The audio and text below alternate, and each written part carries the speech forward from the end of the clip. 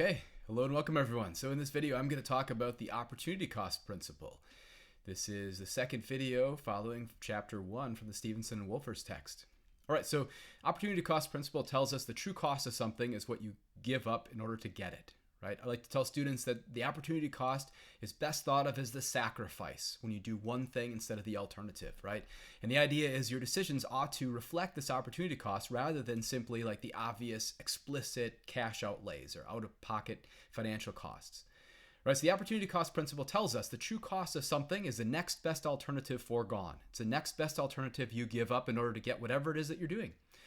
Your decisions ought to reflect this opportunity cost rather than just the out-of-pocket financial cost.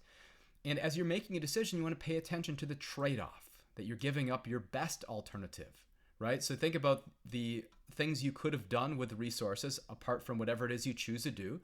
The highest amongst those, the best alternative, the most important thing you're giving up is what's going to be reflected in your opportunity cost.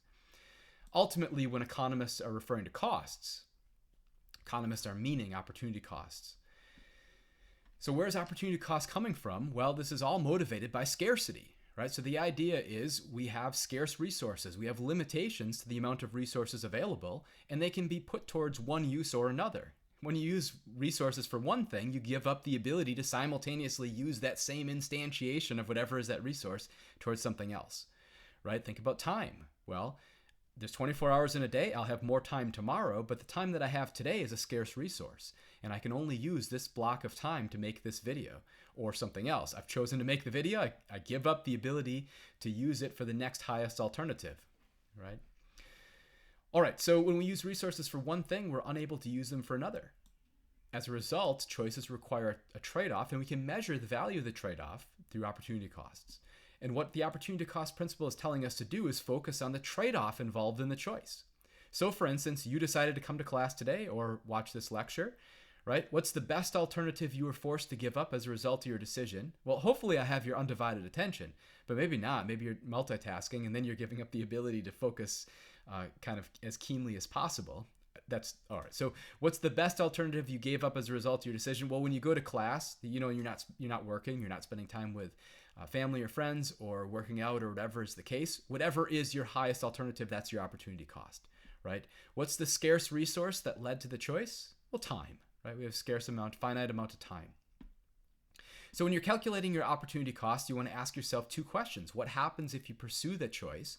And then what happens under your next best alternative, right? So Justin likes to talk about this in terms of like the or what principle, right? So you think about whatever it is that you're doing or what else, right? The or what leads us to our opportunity cost.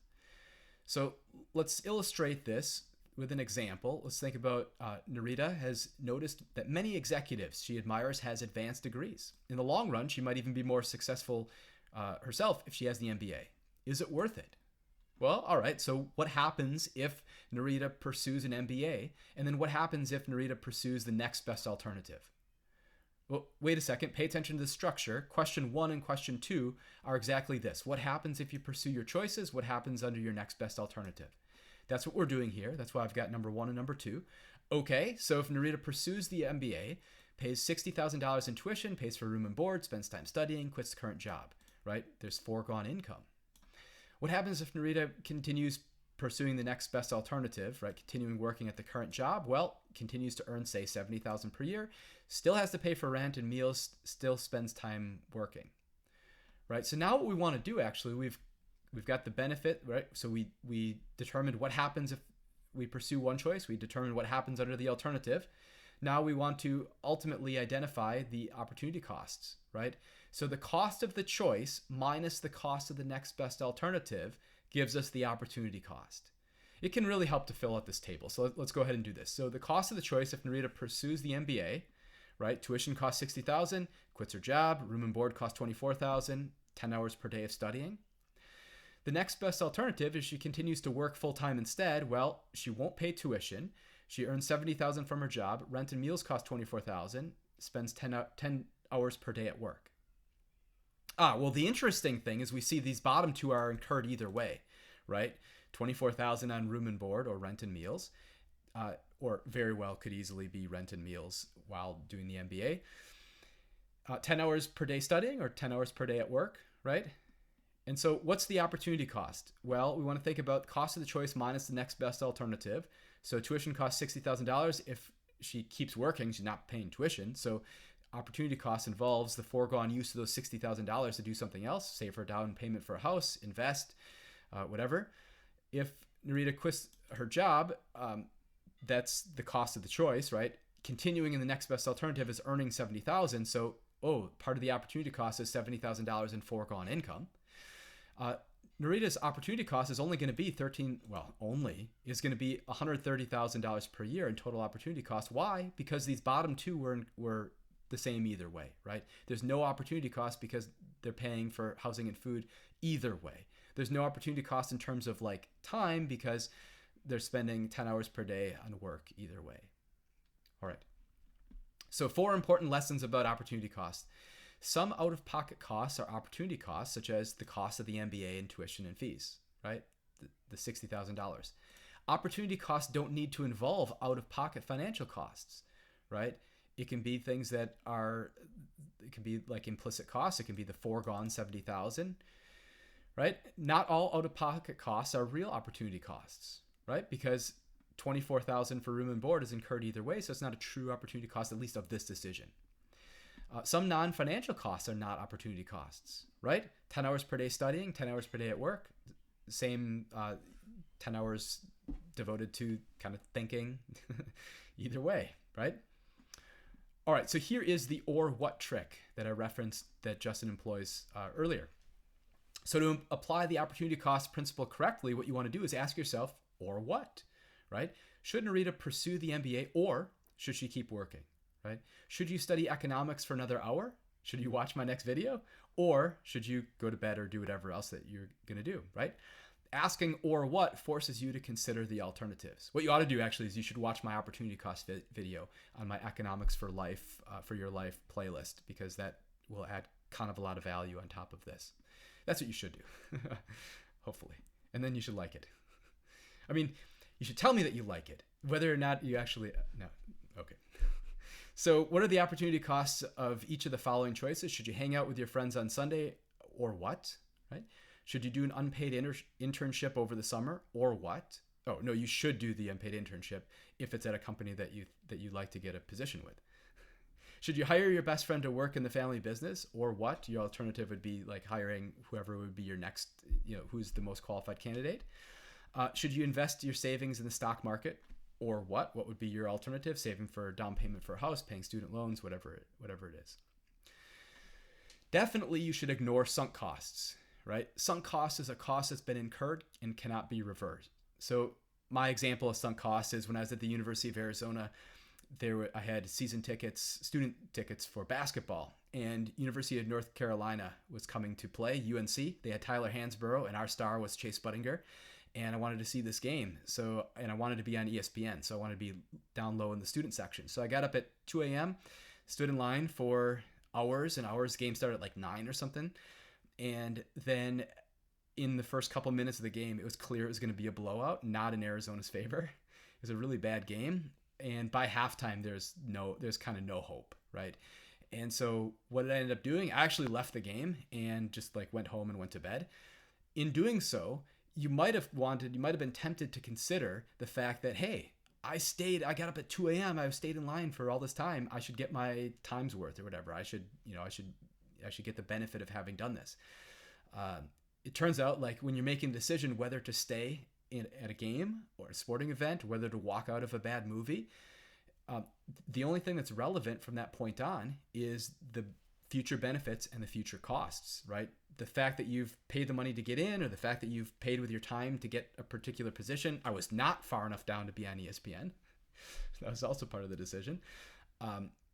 Those costs are all sunk. Those are things that have happened in the past. They can't be reversed. Now, there might be compelling reasons to remain at a game. There might be compelling reasons to stay at a bad movie, but they should not involve anything that's relevant or any sunk costs, because those are irrelevant to the decision. Sunk costs exist whether you make your choice or not, so it's not an opportunity cost. Whether I stay for the whole game or not, whether I stay for the bad movie or not, it doesn't change the fact that I paid the price of admission and then waited in line and so on and so forth.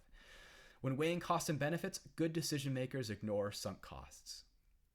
All right, so suppose yesterday you bought a Halloween costume for $35 to wear to a friend's Halloween party. Today you're feeling sick, and as you dress to go to the party, you realize you're not going to enjoy it. Do you go to the party anyway? Well, in doing so, you definitely want to ignore the fact that you've spent $35 on the Halloween party, because you can't make your life any better by going to the party, probably, if you're realizing that you're not going to enjoy it, and you can only make things worse on top of this already $35 loss that you incur either way. So do you head to the party? Well, the way that this is framed, probably not. Either way, though, you should definitely ignore this $35. Maybe you continue. So the fact that the reason why, like, we assume that this decision maker is not going to go to the party is because we realize you won't enjoy it. You're feeling super sick. All right. But what's relevant for the decision? Well, you compare the benefit of being there versus the cost of being there. The benefit, seeing your friends, having fun. The cost of being there, you're sick the whole time. Maybe you spread whatever you have to them, and it's just miserable. Okay, so you buy a $700 package deal to go to Puerto Rico for spring break. Later, your friends decide to go to Miami, where they'll stay at your friend's family, stay with your friend's family for free. You'd rather spend time with your friends, but you've already bought tickets. Do you go to Puerto Rico? I mean, whether you go to Puerto Rico or Miami, you've already paid $700. So, that's a sunk cost. It's irrelevant for the decision.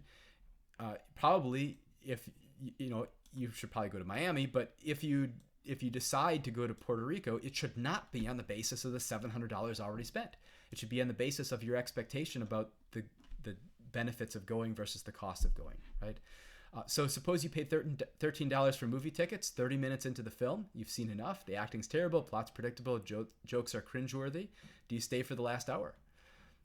So among the choices, well, yes, you've paid $13. You should stay for the whole film. No, this is a sunk cost.